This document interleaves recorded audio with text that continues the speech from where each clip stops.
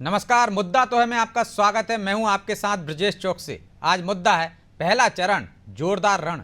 जी हां, पहले चरण के लिए वोटिंग का काउंटडाउन शुरू हो गया। लिहाजा बीजेपी और कांग्रेस की तरफ से भी बड़े बड़े दावे सामने आ रहे हैं। कांग्रेस 6 में से 4 सीटों पर जीत का दावा भर रही है तो बीजेपी क्लीन स्वीप करने की बात कह रही है। लेकिन छिंदवाड़ा और मंडला के अलावा बची 4 सीटों पर बीजेपी के समीकरण कांग्रेस पर भारी दिख रहे हैं तो 2 सीटों पर कड़ी टक्कर है। ऐसे में अब कांग्रेस के कॉन्फिडेंस की वजह क्या है? आखिर बीजेपी को ये क्यों लग रहा है कि छिंदवाड़ा सीट इस बार वो ही जीतेगी? बीजेपी और कांग्रेस किसके मुद्दे जनता पर हावी रहेंगे? आज इन तमाम पहलुओं को समझने की कोशिश करेंगे, लेकिन पहले देखिए रिपोर्ट।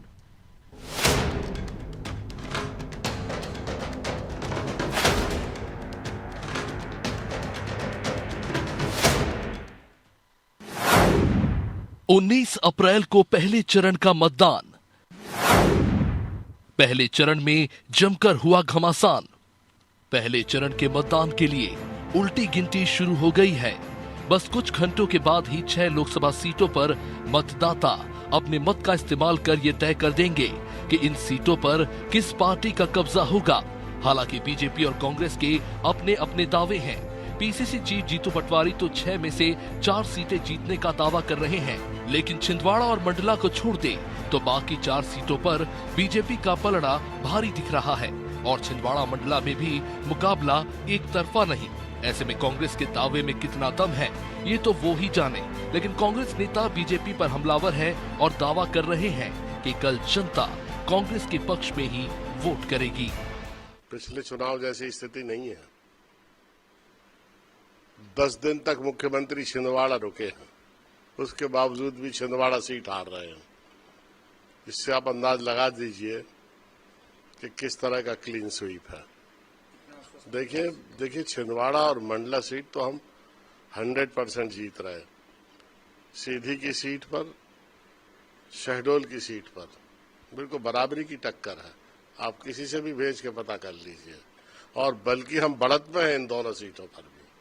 इधर बीजेपी को ये भरोसा है कि वो इस बार 6 की 6 सीटों पर क्लीन स्वीप करने जा रही है। छिंदवाड़ा को छोड़ दे तो सभी सीटों पर बीजेपी पहले से ही काबिज है, लेकिन इस बार छिंदवाड़ा पर जिस तरह से बीजेपी ने फोकस किया उससे तो यही लग रहा है कि वो इसे हर हाल में जीतना चाहती है। हालांकि बीजेपी कांग्रेस के दावे पर तंज कस रही है।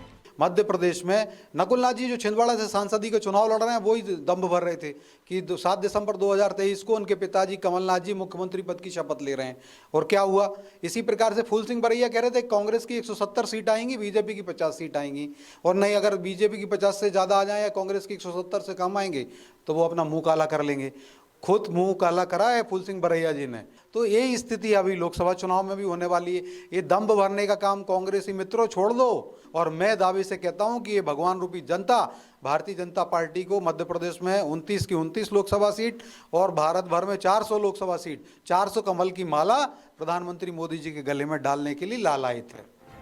बीजेपी को भरोसा है कि मोदी की गारंटी का असर जनता पर होगा और वो उसके पक्ष में ही वोट करेगी। तो कांग्रेस को विश्वास है कि बेरोजगारी और महंगाई के मुद्दे पर वोटर्स उनका साथ देंगे। हालांकि मतदाता किसके भरोसे और विश्वास को बनाए रखेंगे, किसको अपने क्षेत्र की जिम्मेदारी देंगे, ये तो 4 जून को ही साफ होगा। लेकिन 19 अप्रैल को वोटिंग पोल पर कैसा माहौल दिखेगा, इससे भी कयासों का दौर शुरू हो जाएगा। ब्यूरो रिपोर्ट, अनादि टीवी।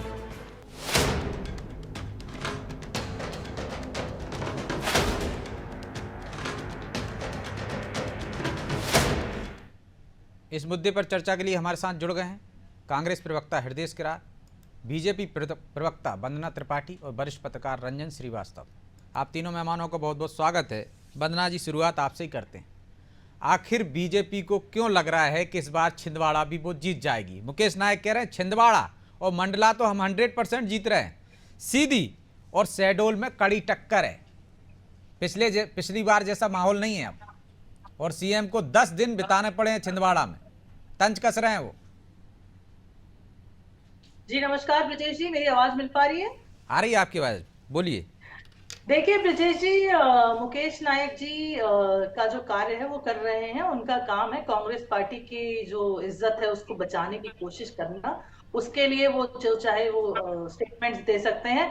छिंदवाड़ा ही एकमात्र सीट नहीं है जहां पे प्रत्याशी चुनाव लड़ रहे हैं, पूरे भारत में चुनाव हो रहा है और कल तो 6 सीटों के लिए चुनाव भी होना है। तो देखिए, कमलनाथ जी और कांग्रेस पार्टी के लिए ले दे के एक छिंदवाड़ा की सीट है जो चर्चा का विषय है और जिसपे उनका फोकस भी है, क्योंकि वही एक सीट है जो ये लोग बचा पाते हैं। लेकिन जब आप भारतीय जनता पार्टी की बात करेंगे तो आप जानते हैं कि भारतीय जनता पार्टी के राष्ट्रीय नेता हर जगह प्रवास कर रहे हैं, हर उस लोकसभा क्षेत्र तक पहुंचने की कोशिश कर रहे हैं जहां से हमारे भारतीय जनता पार्टी के प्रत्याशी चुनाव लड़ रहे हैं। तो इसमें मुझे ये समझ में नहीं आता कि इन लोगों को इतनी आपत्ति क्यों होती है अगर वहां छिंदवाड़ा में हमारे माननीय मुख्यमंत्री जी रुके या कोई और रुके। इनको क्या आपत्ति है? ये हमारे संगठन का आंतरिक विषय है, आंतरिक मामला है। अगर हम चुनाव को इतनी गंभीरता से लेते हैं तो मुकेश नायक जी को मिर्ची क्यों लगती है और बाकी लोगों को भी इतनी तकलीफ क्यों होती है? अवश्य हम चाहते हैं कि इस बार 29 की 29 सीटें जीतकर 29 के 29 कमल हम खिलाएं और छिंदवाड़ा में अवश्य हम इस बार कमल खिलाकर रहेंगे। इसीलिए हमने इस बार ये ठान के रखा है कि कमलनाथ जी का जो ये अभेद किला है उसे हमें फतेह करना है। तो इसीलिए हमारे नेतागण वहां प्रवास कर रहे हैं और मुझे नहीं लगता कि इसमें कुछ गलत है। नहीं, उस पर गलत नहीं है। वो कह रहे हैं कि इतनी दम लगा ली उन्होंने कि 10-10 दिन आपके सीएम रुके, इसके बावजूद भी नहीं जीत पाएंगे। सिर्फ एक बार जीते हैं आप 1997 में, वो भी उपचुनाव में। मुझे ये समझ में नहीं आता मुकेश नायक जी कौन होते हैं ये तय करने वाले? वो जनता है, वो जनता जनार्दन का ये जो मन में है वो कैसे बता सकते हैं? जनता जनार्दन तय करेगी कि छिंदवाड़ा कौन सीट जीत रहा है। और रही बात दम लगाने की, तो अवश्य हम दम लगा रहे हैं, हम तो हर सीट पर दम लगा रहे हैं क्योंकि हम चुनाव को गंभीरता से लेते हैं, इन लोगों की तरह नहीं कि दूसरों के ऊपर अभद्र टिप्पणियां करते रहें, दूसरों के नेताओं के ऊपर अभद्र टिप्पणियां करते रहे। मुख्यमंत्री जी तक को नहीं छोड़ते ये लोग, मतलब इन्हें मुख्यमंत्री जी अगर ठीक है, चलिए जवाब ले लेते हैं हृदय जी से। हृदय जी, वो कह रही हैं कि हम तो जीत रहे हैं और जीतने के लिए दम लगा रहे हैं। आपको किसने मना किया? आपने कमलनाथ को अकेले ही छोड़ दिया वहां पे, बाकी सीटों पर भी आपके बड़े नेता नहीं पहुंचे, वो तो हर सीट पर पहुंच रहे हैं। इसलिए वो कह रहे हैं कि क्लीन स्वीप करेंगे, हम 29 के 29 सीटें जीतेंगे।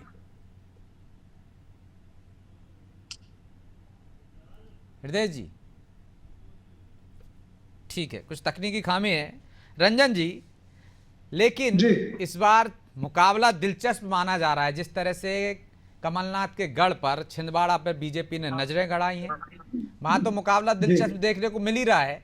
लेकिन और भी लगता है आपको जो जिन 6 सीटों पर कल मतदान होना है उनमें कितनी फंसी हुई है? मंडला की बात भी की जा रही है, सीधी की बात की जा रही है, छिंदवाड़ा की तो बात हो ही रही है।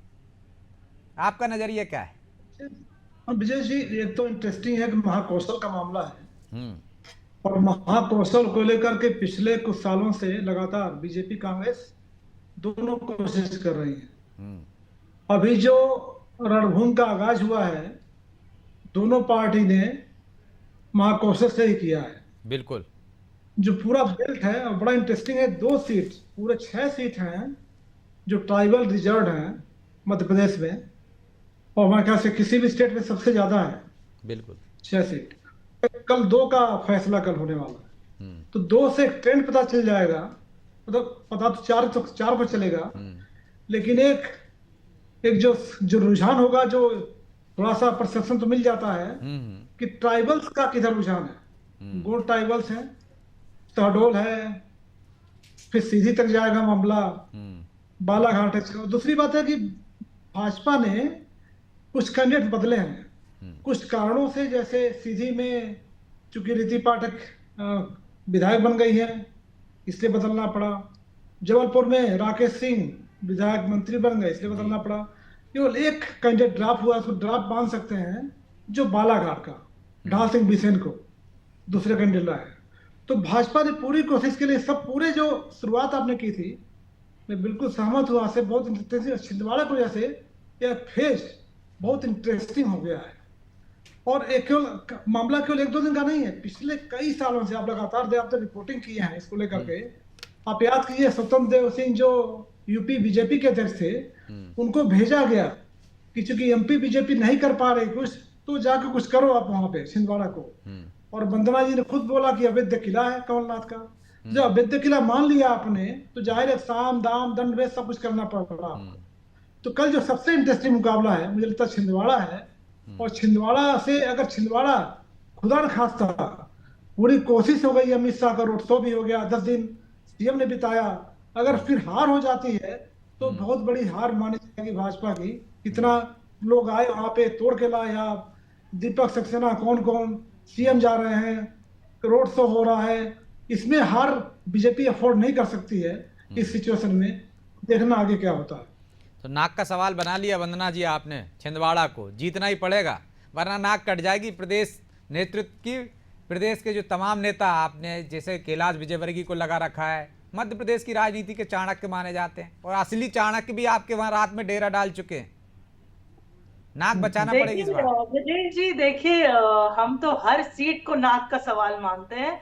छिंदवाड़ा ही नहीं, बाकी की भी जो 28 सीटें हैं वो भी हमारी नाक का सवाल है, इज्जत का सवाल है। इस बार भारतीय जनता पार्टी मध्य प्रदेश ने ये ठाना है कि 29 की 29 सीटें जीतकर हमें यशस्वी प्रधानमंत्री मोदी जी को सौगात के रूप में प्रदान करनी है। और उसका कारण है हमारे जो माननीय प्रधानमंत्री मोदी जी हैं, वो मध्य प्रदेश को आप देखते हैं कि कितनी गंभीरता से लेते हैं, कितना विशेष स्थान देते हैं। अभी जो हमारा संकल्प पत्र आया उसमें भी जो 26 गारंटियां आई हैं, वो जो हमारे मध्य प्रदेश से सुझाव गए थे उनमें से आई हैं, जो हमारे मध्य प्रदेश के मतदाताओं ने सुझाव दिए थे। तो उससे ही आप समझ लीजिए कि मोदी जी के मन में मध्य प्रदेश की एक विशेष छवि है, मध्य प्रदेश के लिए एक विशेष सॉफ्ट कॉर्नर है।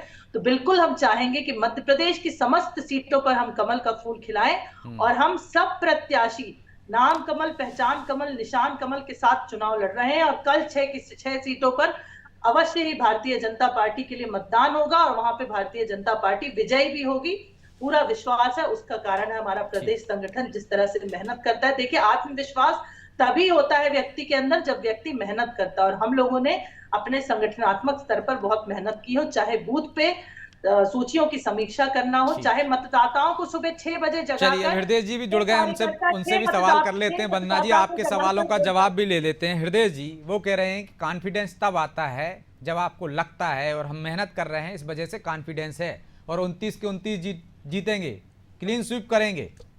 और आप तो 6 में से सिर्फ जीतने की बात कर रहे हो, 2 की, बाकी पे टक्कर बता रहा हो। मतलब आपका कॉन्फिडेंस और उनका कॉन्फिडेंस में जमीन आसमान का अंतर दिख रहा है। हृदय जी देखिए, मेरे को एक तो आवाज बहुत कम आ रही है और कुछ ऑडियो सिस्टम की प्रॉब्लम थी, लेकिन जिस ढंग से ना भारतीय जनता पार्टी आज मध्य प्रदेश के अंदर या देश के अंदर कृत्य कर रही है वो सबको मालूम है। और रही बात मध्य प्रदेश की, तो मध्य प्रदेश में माननीय जीतू पटवारी जी के नेतृत्व में जिस ढंग से टिकट का वितरण हुआ है और माननीय कमलनाथ जी ने जिस ढंग से प्रदेश के अंदर जो 15 महीने की सरकार थी उसमें भारतीय जनता पार्टी ने टूट फूट करके जो सरकार गिराई, उसका जनता अच्छी तरह जानती है। मोदी की गारंटी की स्थिति आपने देखी होगी कि एमएसपी में किसानों को कुछ भी नहीं मिल पाया है, उसकी गारंटी फेल हो चुकी है। तो कहने का मतलब है कि जिस ढंग से प्रदेश में बेरोजगारी और महिलाओं के साथ जो महिलाओं को जो सुविधाएं मिलना चाहिए था वो बिल्कुल नहीं मिल पा रही है। और हम मध्य प्रदेश के अंदर जो पहले चरण का चुनाव हो रहा है उसमें हम 6 सीटों में से हमारे माननीय प्रदेश अध्यक्ष ने कहा कि हम 4 सीटों पे जीत रहे हैं। छिंदवाड़ा और आपने मंडला की सीट तो हम स्थिति है और साथ में हमने सीधी और उसमें भी आप देख रहे होंगे बहुत अच्छी स्थिति में है। तो कहने का मेरा मतलब है कि भारतीय जनता पार्टी की जो कथनी और करनी है बहुत अंतर है और आज पब्लिक सब समझ चुकी है जिस ढंग से बेरोजगारी की हालत देखिए हृदय जी जीत रहे हैं आप कह रहे हैं, लेकिन जीतने के लिए मेहनत करते नजर नहीं आ रहे ना। बिल्कुल मेहनत हमारी है ना। छिंदवाड़ा में कमलनाथ के अलावा किसी ने ताकत नहीं लगाई, आपका राष्ट्रीय नेतृत्व भी नहीं गया वहां। देखिए, आपने देखा होगा भारतीय जनता पार्टी जिस ढंग से तोड़फोड़ की राजनीति कर रही है, ये कलंकित मध्य प्रदेश जो बनाया है और प्रदेश को नेताओं को डरा धमका के जो किया जा रहा है। आपने देखा होगा कि एक विधायक के घर पे पुलिस पहुंचाई जा रही है, क्या दबाव की राजनीति नहीं है तो और क्या है। आज हमारा पूरे प्रदेश नेतृत्व मध्य प्रदेश के अंदर सक्रिय और जगह जगह पे हम बिल्कुल प्लानिंग के साथ काम कर रहे हैं और निश्चित ही हम 6 समय से 4 सीटें जीतेंगे। लेकिन हृदय जी आपके पार्षद आ रहे हैं, आपके महापौर आ रहे हैं, आपके विधायक आ रहे हैं, आपके बड़े नेता आ रहे हैं, सुरेश पचौरी, इन सबको डराया धमकाया जा रहा है और आपके यहाँ जो जा रहे हैं वो डराए धमकाए नहीं जा रहे हैं। आप किस चीज से डरा रहे हो? देखिए चौधरी, मैं आपको बताऊं, जिस ढंग से आपने विधानसभा चुनाव में देखा था कि रैलियों के रूप में, काफिले के रूप में मध्य प्रदेश के अंदर कांग्रेस के अंदर भारतीय जनता पार्टी के लोग आ रहे थे, तो आप डरा रहे थे क्या उनको? यही तो मैं पूछना चाह रहा हूँ, डरा रहे थे क्या आप उनको? जी, आपके पास जो लोग आ रहे थे क्या आप डरा के लाए थे उनको? नहीं देखिए, आज आपने देखा होगा जिस दिन से अभी जो इलेक्ट्रॉल बॉन्ड में आपने देखा उससे जिन लोगों के छापे डले उनसे कितने करोड़ रुपए ले गए आपने देखा होगा। अभी SBI का आया सुप्रीम कोर्ट की फटकार के बाद में, और अभी जो आप विधायक माननीय विधायक छिंदवाड़ा में उनके की जब पुलिस पहुंचाई गई, क्या था, उन्होंने खुद विधायक बंटी साहू ने खुद कहा कि वो सीटी फंसी थी। तो हर आदमी अपने आप को दूध का साफ बोलना पसंद तो करता है। पुलिस में FIR दर्ज करा दी ना, दूध का दूध पानी का पानी हो जाएगा, बाद में इन्वेस्टिगेशन होगी, कोर्ट में चला जाएगा मामला। अभी उनने खुद ही अपनी सफाई दे दी। इसका तो वो तो आप भी देते हैं ना। अब आपके विधायक के यहाँ कुछ नहीं मिला तो क्या उनको गिरफ्तार कर लिया? क्या सूचना आई, कार्रवाई होनी चाहिए, जांच होनी चाहिए। आपके हमारे घर भी जाती है पुलिस, नहीं जाती है तो, लेकिन इसका मतलब ये नहीं है कि विधायक के घर नहीं जाना चाहिए, और वो भी विपक्ष में हो तो नहीं जाना चाहिए। वंदना जी, आप डरा धमका कर कांग्रेस के लोगों को तोड़कर ला रहे हैं, साम दाम दंड भेद सब अपना रहे हैं, इसके बावजूद भी छिंदवाड़ा नहीं जीत पाएंगे, वो कह रहे हैं। आप देखिएगा, आपसे ले लीजिए, इसके लिए क्या सही है और क्या गलत है, ये तो सब वयस्क लोग हैं, अपना भला बुरा जानते हैं कि उनका भला कहाँ है, बुरा कहाँ है। वो उनका भला है कि 15 लाख उनके खाते में आए क्या? आज काले धन की जो बात कर रहे हैं कि वो आए क्या?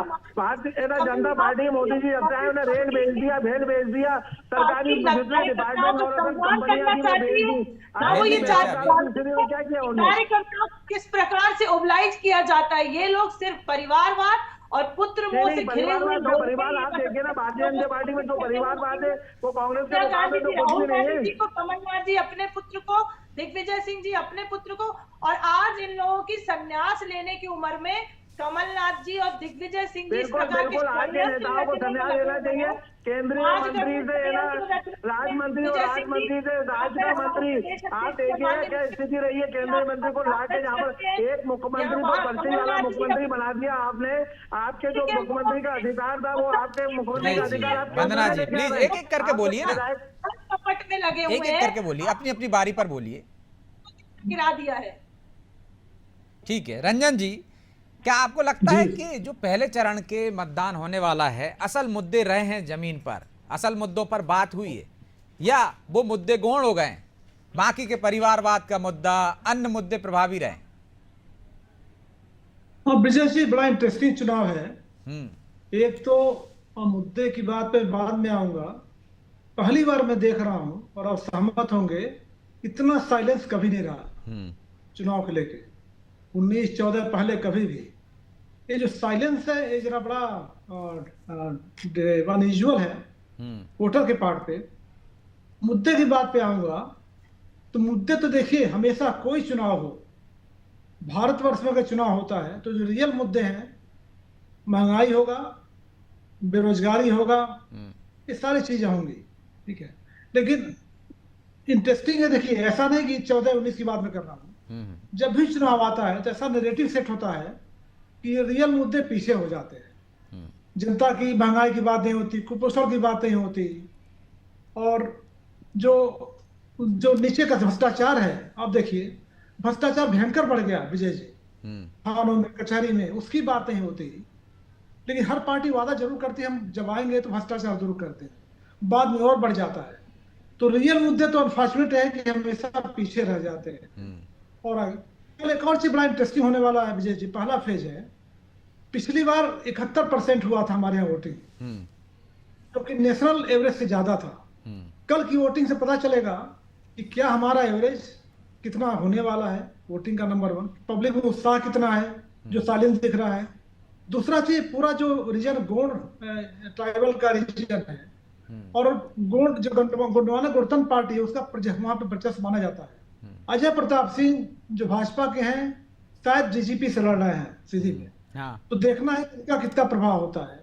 इन दोनों सीटों पर मंडला की बात कर लें, हम सीधी की बात कर लें, वहां पर गोंडवाना गणतंत्र पार्टी ही असरकारक दिख रही, उसी से मंडला के बीजेपी जो उम्मीदवार हैं डरे हुए हैं, क्योंकि जो बांध को लेकर 13 गांव मंडला के और 18 गांव डिंडोरी के, माफ कीजिए 18 गांव मंडला के हैं और डिंडोरी के, तो एक गांव के लोग विरोध कर रहे हैं और गोंगपा को समर्थन कर रहे हैं। कमजोर है इस बार वोटर के टर्नआउट के हिसाब से, गुंडवाना के हिसाब से, कैंडिडेट से बहुत इंटरेस्टिंग चुनाव कल है। कल देखना है, सबकी निगाहें इस पे हैं कि वोटर कितना आता बाहर, मुद्दे कौन से प्रभावी होते हैं और जनता किधर जाती है। तो हृदय जी, ये तो कल पता चलेगा कि आदिवासी आपके साथ हैं या नहीं है, क्योंकि मतदाता खामोश है।